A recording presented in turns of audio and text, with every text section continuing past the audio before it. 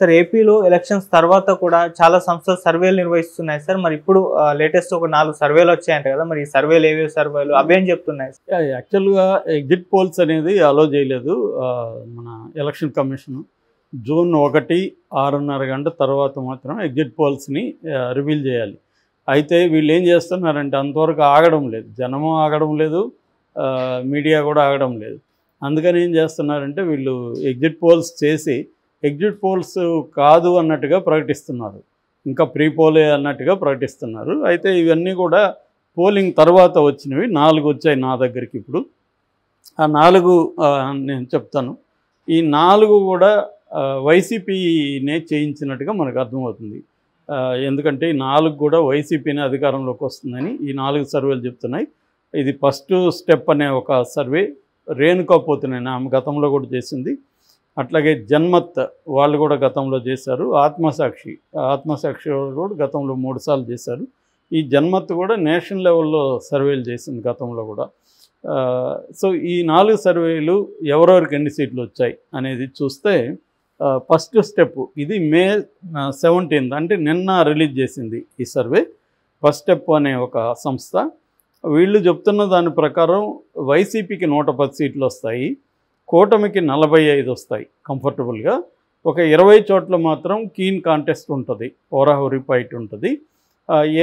20లో కూడా ఎడ్జి అంటే ఎక్కువగా 20లో ఒక 10-12 మినిమం వైసీపీకే వస్తుంది.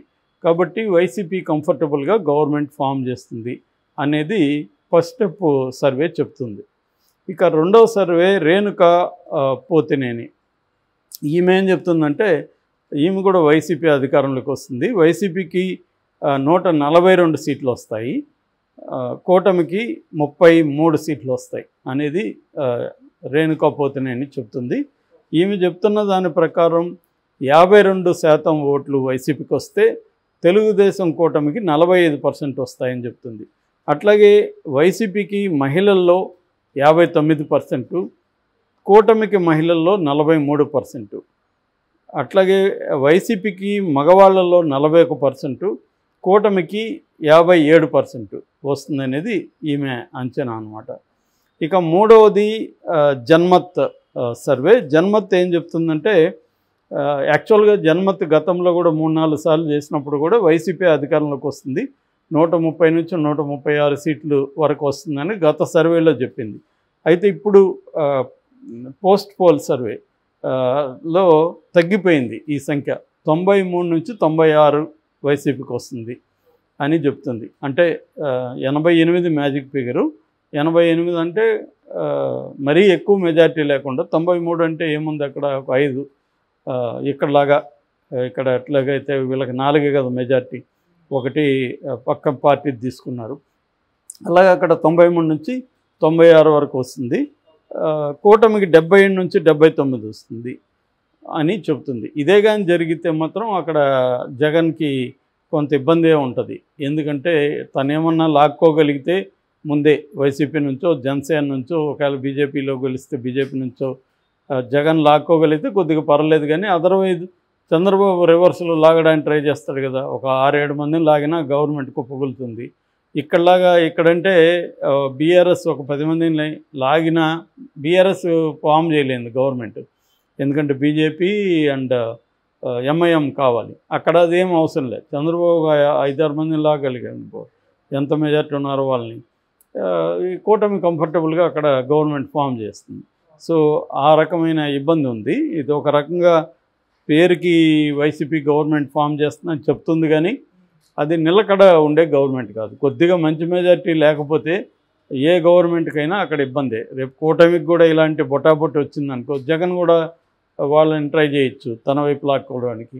అక్కడ కూడా రేపు పొద్దున పవన్ కళ్యాణ్కి వీళ్ళకి గొడవలు రావచ్చు, ఏదైనా జరగచ్చు పవర్ షేరింగ్లో. అట్లాగే వైసీపీలో కూడా అంతే. వైసీపీలో అసంతృప్తివాదులు ఉండొచ్చు, వాళ్ళని చంద్రబాబు లాగేసే అవకాశం ఉంది. సో ఇదొక ఈ 4 వాటిలో కూడా తక్కువగా చెప్తున్నది ఈ సర్వేని.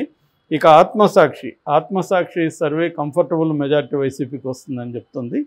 126 సీట్లు వైసీపీకి వస్తాయని, 49 మాత్రమే కూటమికి వస్తుందని చెప్తుంది. ఇలా వస్తే ఇంకా అబ్సల్యూట్గా వైసీపీకి తిరుగు ఉండదు. అయితే వీళ్ళు దీన్ని ప్రాంతాల వారిగా కూడా డివైడ్ చేశారు. రాయలసీమలో మొత్తం 52 సీట్లు ఉంటే 43 వైసీపీకి వస్తుందని, 9 మాత్రమే కూటమికి వస్తుందని చెప్తుంది.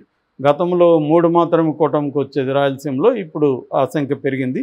అట్లాగే దక్షిణ కోస్తాలో 55 ఉన్నాయి మొత్తం. దక్షిణ కోస్తా అంటే నెల్లూరు, ప్రకాశం, గుంటూరు, కృష్ణా, ఈ 4 పాత జిల్లాలు, ఉమ్మడి జిల్లాలు. ఇందులో 55 ఉంటే 38 వైసీపీకి వస్తుందని, 17 కూటమికి వస్తుందని. సో మొత్తం ఈ 4 ప్రాంతాలుగా విభజిస్తే 4 ప్రాంతాల్లో దక్షిణ కోస్తాలోనే కూటమికి ఎక్కువ ఉన్నాయి, 17 సీట్లు ఉన్నాయి.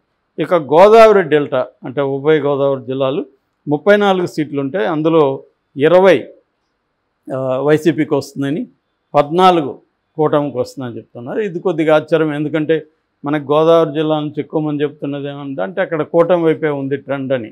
ఎందుకంటే పవన్ కళ్యాణ్ గారు అక్కడ కాపులు బలమైన సంఖ్యలో ఉంటారు. వాళ్ళందరూ కూడా అంటే జనసేన సపోర్ట్ చేసే వాళ్ళందరి ఓట్లు కూడా తెలుగుదేశానికి వస్తాయి. ఇక ఉత్తరాంధ్ర మనకి అదే శ్రీకాకుళం, విజయనగరం, విశాఖపట్నం ఈ ఏరియాలు, అక్కడ 34 ఉన్నాయి. అందులో 25 వైసీపీకి వస్తాయని, 9 మాత్రమే కూటమికి వస్తాయని ఇది చెప్తుందన్నమాట. సో ఓవరాల్గా 126 కంఫర్టబుల్ మెజార్టీతో వైసీపీ గవర్నమెంట్ ఫామ్ చేస్తుందని ఆత్మసాక్షి అంటుంది. ఇవన్నీ కూడా ఏంటంటే వీళ్ళు ఇంకా అఫీషియల్గా అనౌన్స్ చేయలేదు కాబట్టి మనం వీటిని ఎగ్జిట్ పోల్ అనలేము. ఎగ్జిట్ పోల్స్ అనౌన్స్ కూడా చేయడానికి లేదు. అయినా కూడా వీళ్ళు రిలీజ్ చేస్తున్నారు. ఎందుకు ఇలాగా వైసీపీ రిలీజ్ చేస్తుంది? తెలుగుదేశం వాళ్ళు కూడా కొన్ని చెప్తున్నారు కానీ వాళ్ళు ఏమి ఇంకా ఎగ్జిట్ పోల్ అంటూ చేయలేదు. మామూలుగా ఇప్పుడు ఎట్లాగూ వెయిట్ చేయొచ్చు కదా, ఈ లోపల ఎందుకు ఇలాంటివి చేస్తున్నారన్న ప్రశ్న వస్తుంది.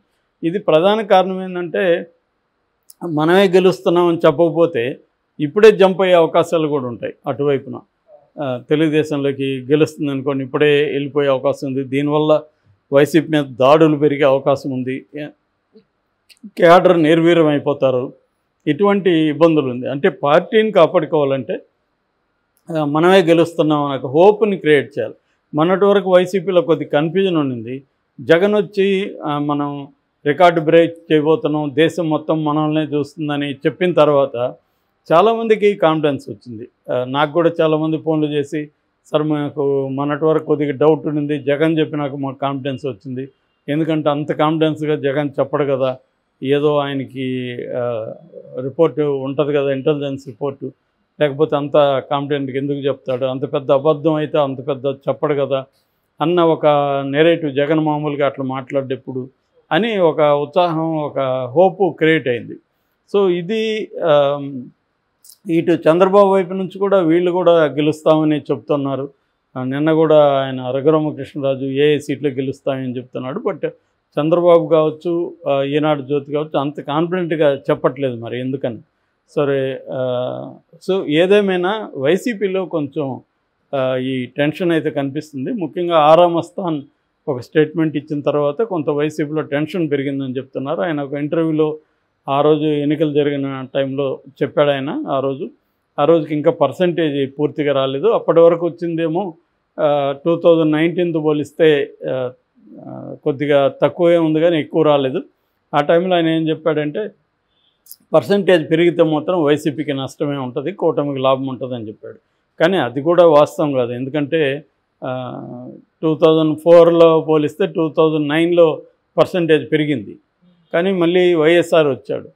అట్లాగే 2014లో పోలిస్తే 2019లో దేశంలో పర్సంటేజ్ పెరిగింది, మళ్ళీ మోడీ వచ్చాడు. అలాంటి ఎగ్జాంపుల్స్ చాలా ఉన్నాయి రివర్స్లో. అంటే ఉన్న ప్రభుత్వాన్ని మళ్ళీ ఎంచుకోవడానికి కూడా ఓట్ల షేరింగ్ పెరగచ్చు, రకరకాల కారణాలు. రెండోది ఏంటంటే జగన్కి 152 సీట్లు వచ్చాయి, తెలుగుదేశానికి 23 వచ్చాయి. ఇప్పుడు తెలుగుదేశంకి ఒక 70 వచ్చాయనుకో, బ్రహ్మాండంగా పెరిగిన ఫీలింగ్ వస్తుంది కదా మనకి. కానీ ఎంత బ్రహ్మాండంగా పెరిగిన ఫీల్ వచ్చినా 88 రాకపోతే గవర్నమెంట్ ఫామ్ చేయలేదు, 80 దగ్గరకు వచ్చి ఆగిపోయినా గవర్నమెంట్ ఫామ్ చేయలేదు.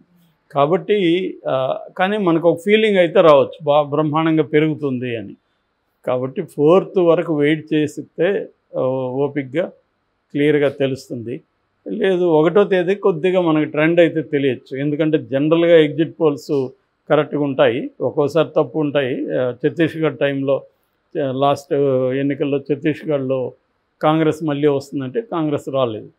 సో అట్లాంటి జరగచ్చు, కానీ ఓవరాల్గా కొంతవరకు అయితే అది పల్స్ని పట్టుకోగలుగుతుంది ఎగ్జిట్ పోల్స్.